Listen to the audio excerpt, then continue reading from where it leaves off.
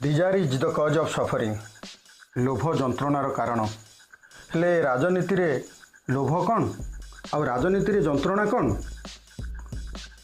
ए लोभ पाई राजनीति रे मनुष्य केमिति निम्नगामी हुए एवं सर्वशेष रे ता आत्मसम्मान को बलि दिए आज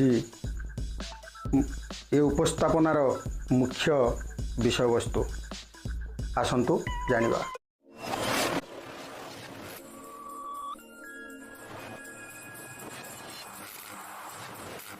नमस्कार दर्शक बंधु, कथानियारा तरफ मु शांतन कुमार विश्वाल आपण मानकु शुभेच्छा और अभिनंदन जनाई आजिर ए उपस्थापना आरंभ करने को जाऊँगी। आरंभ करने पूर्वर आपण को विनम्र निवेदन, आपण बहुमात्रा मो वीडियो देखुचंती एवं मु खुशी अनुभव करुच्ची, किंतु गोटे दुखर कथा सब्सक्राइब करूना कि लाइक टे करूना जहाँ मो पाई दुर्भाग्य। दयाकोरी भिडियोटी शेष पर्यंत देखंतु। जदि आपन को भल लगे लाइक टी करेंगे, अन्य मानक शेयर करेंगे एवं मते सहयोगर हाथ बढ़ाइबे। आसंतु आरंभ करवा। दर्शक बंधु, आज उपस्थापना को आरंभ करने पूर्वर आपण मानक पाखरे गोटे छोटिया उदाहरण रखुची, जहाँ आज उपस्थापना बुझाकू आपण मानक सहज अनुमय हेब। आसंतु आरंभ करवा। गोटे बग गोटे जगार बास करुए, से एरिया भितर गोटे पोखरी भी थाए, से माछ मारी आराम रे खाई बंचु थाए। कालक्रमे से पोखरीटी पानी सरीगला, बग बहुत असुविधार सम्मुखीन है, जहाँ समय अनुसार तार एक सांग पानीकुआ सहित भेट है, तेणु तार सबू असुविधा बग बखाणिला। तेणु पानीकुआ दुख पाई ता दुखरे मर्माहत होई ताको सांगरे ता निज बसा पाखकू आनी रखिला एवं से ता एरिया रे थिबा पोखरीरु माछ मारी बहुत परिश्रम करी आनी बग को पोषुଥାଏ। आराम रे बहुत दिन कटिगला। बग स्वास्थ्य भी मध्य फेरी आसला, भल अवस्था को फेरी आसला। बगर जो पुराना जगह थिला से पोखरी रे पानी हो गला, सेठी मध्य सुविधा स्थिति आसीगला। से समय बग हठात दिने पानीकुआ को कहला, बंधु मु चली जाऊँगी। पानीकुआ पचारा कहीं हठात आज चली जीव, कौन तुम असुविधा? कहला, बंधु बहुत दिन रही रहा इच्छा ये ना जे तुम्हें पोखरटारे सब गांटा को टेकिकी ऊपर को पानी रे बुड़ी जो माछ धरत मत भारी नाज माड़ुची। तेणु मुझे रहा तिले मात्र इच्छा ना, या कही से चलीगला। कथाटी की आपण अनुभव करंतु। बग की विपद रे पड़ीथिला, ताकू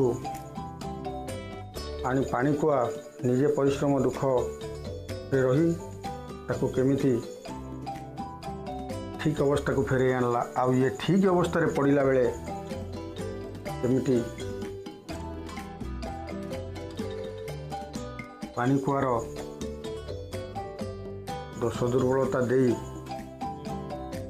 चलीगला। राजनीति रे दल बदल क्षमता परिवर्तन ए नुआ कथा नुआ आज्ञा। क्षमता परिवर्तन गणतंत्र पे एक शुभ संकेत। राजनीति रे दल परिवर्तन मध्य गणतंत्र पे शुभ संकेत बंधु। किंतु वर्तमान राजनीति रे दल परिवर्तन नेतांकर किछि निर्दिष्ट आभिमुख्य रखी दल परिवर्तन करुछंती। ଏମିତି ଯେଉଁ ନେତା ଦିନେ ସରପଞ୍ଚ ହେବାର ଯୋଗ୍ୟତା ନଥିଲା,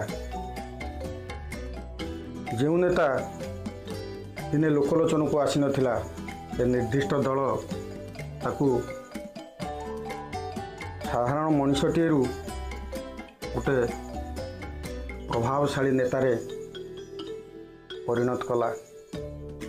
ଆଉ ସମୟକ୍ରମେ ସେ ଦଳର ସାମାନ୍ୟ ଦୁର୍ବଳତା ସମୟରେ ସେ ଦଳ ପରିବର୍ତ୍ତନ କରି ଅନ୍ୟ ଦଳକୁ ଚାଲି ଯାଉଛି। ସେଠି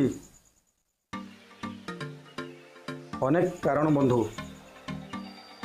ପ୍ରଥମତଃ କ୍ଷମତାର ଲୋଭ, ଦ୍ୱିତୀୟତଃ ଉପାର୍ଜନର ଲୋଭ, ତୃତୀୟତଃ ସେ ଯେଉଁ ଭୁଲ ଅତୀତରେ କରିଛନ୍ତି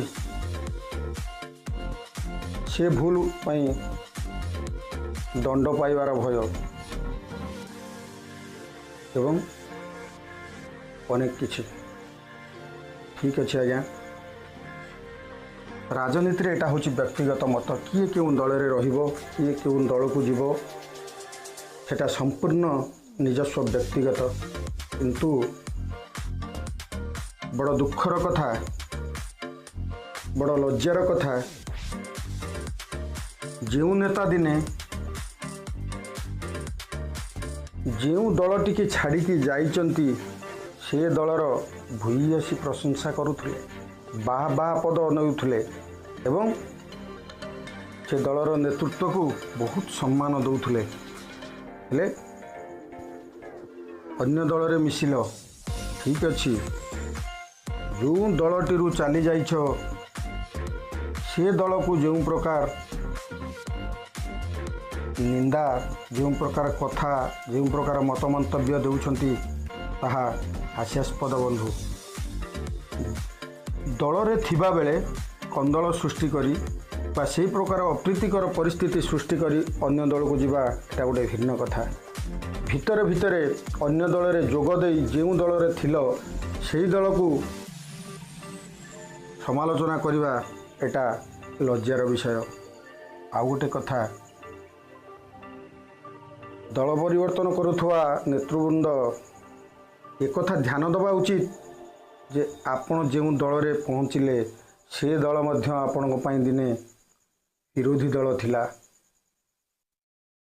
ଠିକ୍